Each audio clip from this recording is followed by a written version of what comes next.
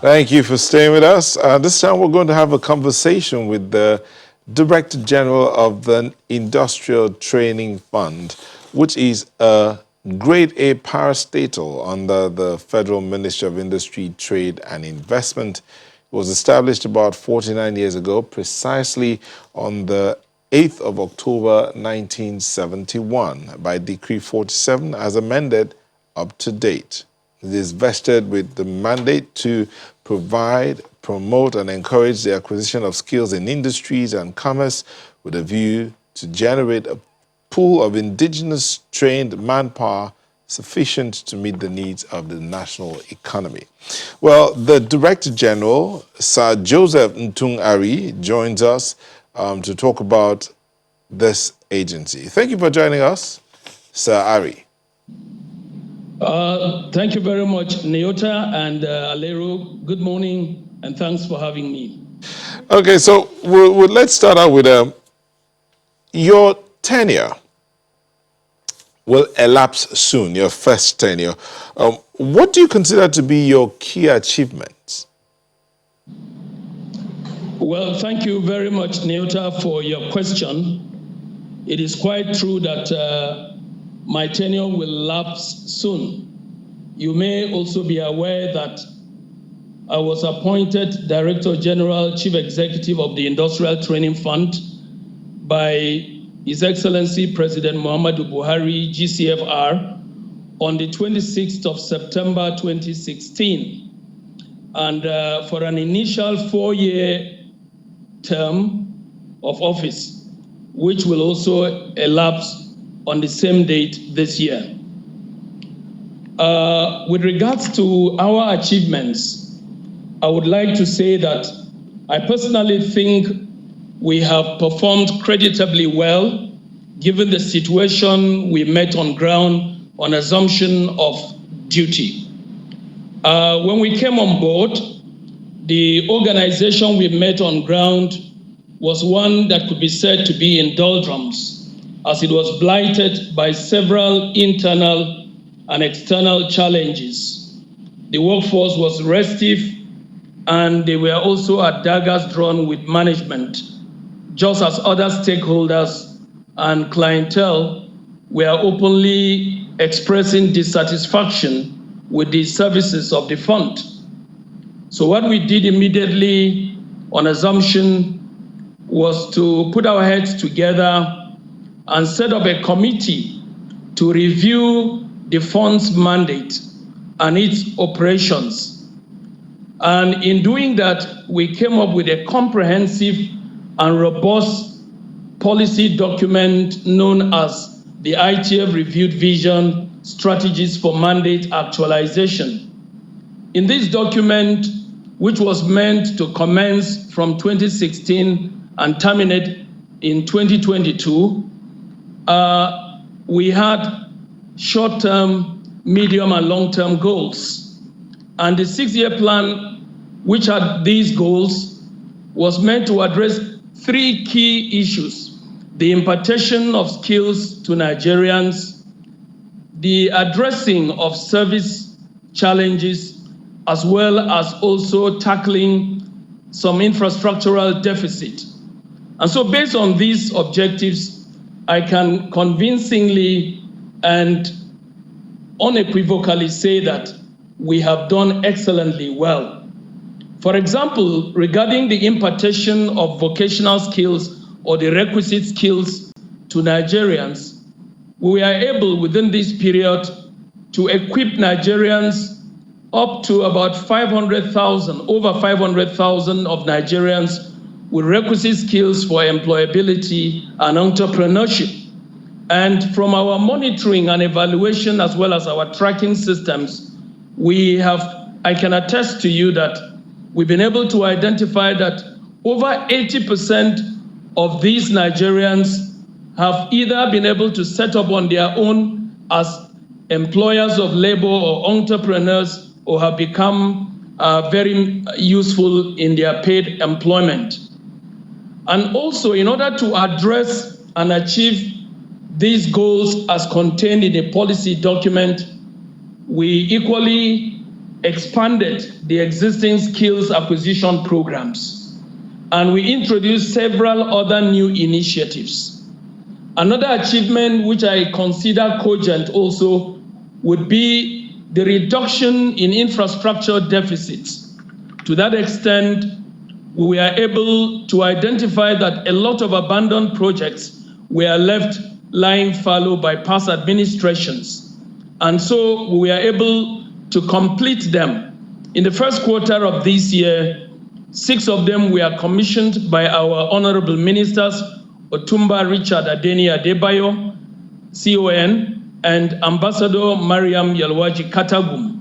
And as I speak with you, we have already completed 7 additional projects that are ready for commissioning before the end of this year.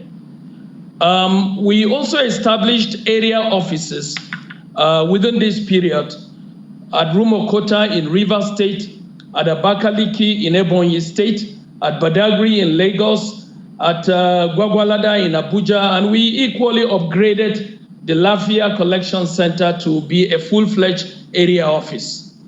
So we believe that for us to achieve... Sorry, permit me to come in here. If we allow you to go on with the achievement, we might not be able to ask any other question today. So let's just see if we can chip in a couple of questions. You've talked about, so if I was going to score you on a scale of 10 over 10, what would it be? Scale of... Nyota, this is a rather tricky question to answer, as human beings are meant or are sometimes subjective when asked to assess themselves. Nevertheless, as an organization with huge clientele, feedbacks to us are very important. And from the feedbacks that we have received and the impression of our clients, I can confidently say, that the impact has been positive both on the economy and on the people of Nigeria as a nation. Indeed, in appreciation of the services of the fund within this period, the ITF was named as a star partner, regarding the micro, small, and medium enterprises development in Nigeria. Again, in 2019, precisely in August 2019, the ITF again received the Award of Excellence for Outstanding MSMEs Clinic Partner by the federal government. And that certificate itself was signed by the Vice President of the Federal Republic of Nigeria, Professor Yemi Osinbajo, GCON. And so in direct answer to your question, I would give ourselves a modest 8, even though some other people would score us higher. Sorry, if I was a lecturer or a teacher, I'll be wondering why you'd be giving yourself 8 since I am supposed to be the invigilator of this exam. But let's put that to one side and look at something else. You were talking about tracking and monitoring system. I would really like to find out how that works, because you talked about the number of people that have been skills have been imparted to and how this is impacting on the economy. You give yourself 8 over 10. But how do you track and monitor to ensure that the skills that are imparted are imbibed and they are being used, and effectively so? Thank you very much. The ITF prides itself as a 3 E's organization. The first E is the fact that it has an expansive network. The second E is that the workforce is experienced, and so we have great expertise, which is the third E. And so with the expansive network, you find us in 44 area offices across the country, one of the key federal government agencies with such a spread. And so it is easier to link up with those we train. Secondly, we are in great partnership, thanks be to God, to the ease of doing business policy of the federal government under President Muhammadu Buhari. We have handshake with many organizations, including also the state governments. And so we go down, and in our own information management system in the organization, since the automation of business processes is part of our idea, we are able to easily get across to all the trainees using the area offices in these 44 locations and getting all the contacts. By the way, by the time we train Nigerians, we're able to have their contacts, their addresses, phone numbers, account details, etc., etc. And so it's very easy to track them and to see how they fare. Another thing that makes it very plausible for us to access contacts with them is the fact that we're able to form our trainees into cooperatives. And the essence is to drive it to another level of a program that is under the aegis of the Federal Ministry of Industry, Trade and Investment, known as NEDEP. NEDEP goes for National Enterprise Development Program. And in that program, the ITF takes care of the skills component. SMIDAN takes care of the cooperatives, and Bank of Industry does the financing. So this tripartite arrangement makes it very possible for entrepreneurs to grow in their businesses. Now, Harry, the federal government recently came out with the Nigeria Economic Sustainability Plan. Where does ITF fit in all of this? And what's the role of ITF? Thank you very much, Alero. The Nigerian Economic Sustainability Plan is also part of the federal government's response to this noisome pestilence of COVID-19 on the economy, on the people, and on governments generally, not just particular or peculiar to Nigeria, but the world over, as we have seen. And from that document, there are 9 key result areas that come to the fore, including also structural vulnerability, the real sector measures, and so on and so forth. But when we took a look at the 9 components in the sustainability plan, we discovered that they have direct bearing even on the mandate of the ITF. I give you an example on the agribusiness and all the agricultural value chain. The ITF had already, in the new document that we developed recently, identified that.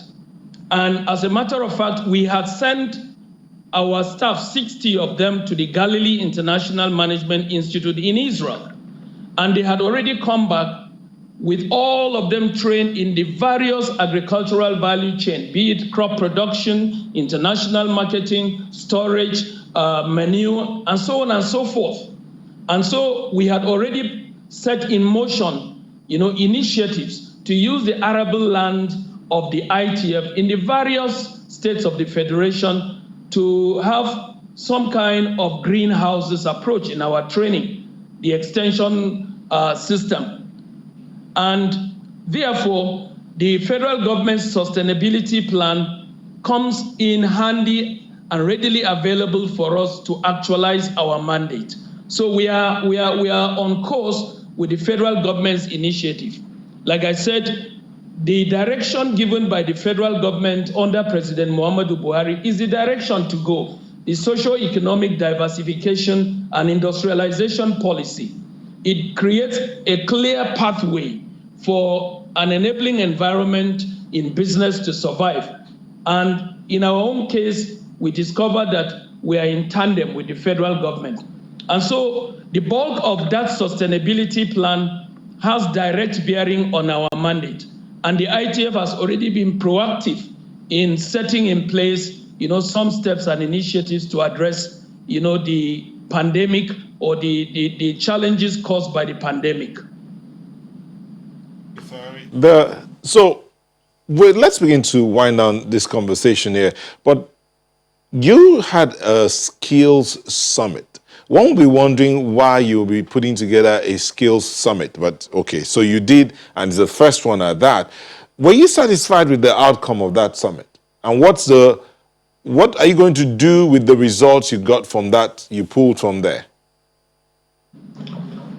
Yeah, Nyota, it is true. Precisely on the 12th of March this year, we organized the first ever skills summit in Nigeria, and at the Eradua Center in Abuja. And the essence of that was to bring in all the experts of skills development, be they in the academia, in private and public sectors of our economy.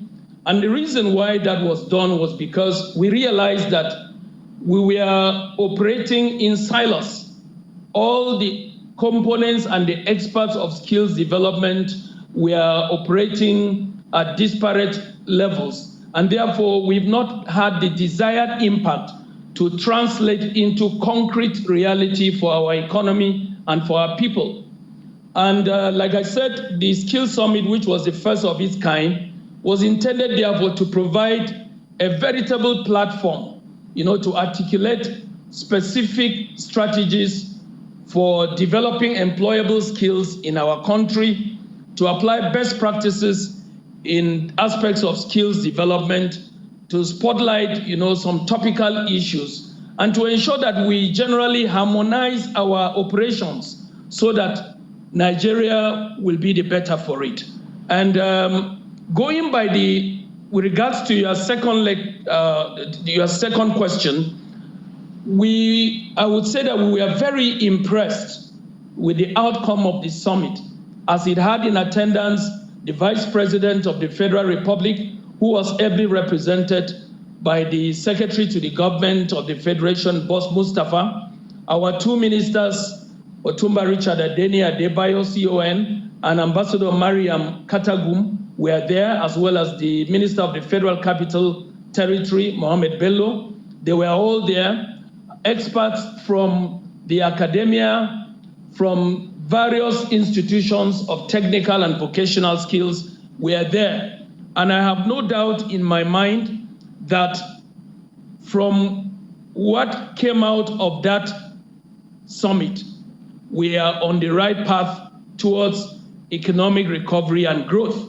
For example, we agreed at that summit that there was need to register Nigeria in the World Skills Competition. It is a sad commentary that up till now, Nigeria is not yet a member of the World Skills Competition. And there are many benefits derivable from being a member of such a body. And so these are also some of the goodies thrown up by that summit. And once Nigeria becomes a member of the World Skills Competition or skills body, we are able to leverage and benchmark the current trends in skills development across the globe. And Thank you. Thank you very much, Dr. Sir Joseph N. Ari. I'm sure if we had the whole day, we will not have enough time to talk about all that ITF has been able to achieve. But you have someone, let me just read this to you. John Eko Ugiagbe is recommending you for a next level of appointment. He says you've done a good job. He's one of the trainees at the ITF, John Eko Ugiagbe. Well done, Sir Joseph Ntung Ari, who's the Director General of the Industrial Training Fund. Thank you for sharing your morning with Sunrise today. My pleasure having me. All right, Sunrise, we'll be back in a moment. Please stay with us.